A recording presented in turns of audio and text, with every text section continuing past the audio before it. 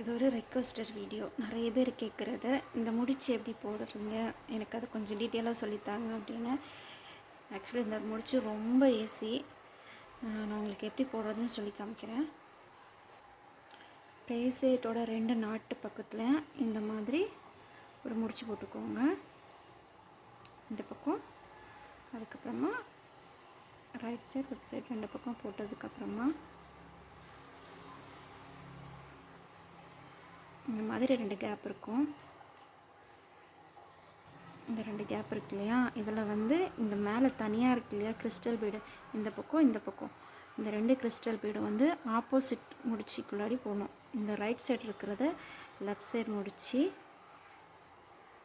ஒரு நிமிஷம், அப்புறமா லெஃப்ட் சைடு இருக்கிறத ரைட் சைடு முடிச்சு உள்ளே போட்டுட்டு, அந்த கிறிஸ்டலை மட்டும் நீங்கள் வந்து கரெக்டாக இழுத்தீங்கன்னு வச்சுக்கோங்களேன், இந்த நாட்டு வந்து வரும். வந்துருச்சா? இந்த முடிச்சு வந்துருச்சு. இதை வந்து ஃபஸ்ட்டு ரொம்ப டைட்டாக இழுக்க வேணாம்.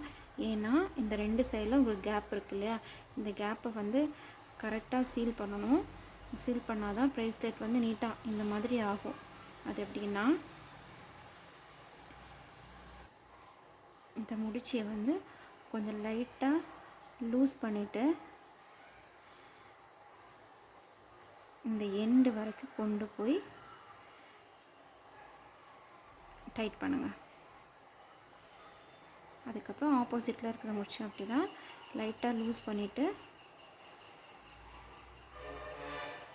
இந்த எண்டு வரைக்கும் கொண்டு போய் டைட் பண்ணிங்கன்னா உங்களோட ஃபினிஷ் நீட்டாக இருக்கும். இப்போ நீட்டாகிடுச்சு.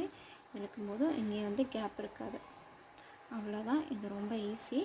ட்ரை பண்ணி பார்த்துட்டு எப்படி வந்துச்சுன்னு கமெண்டில் சொல்லுங்கள்.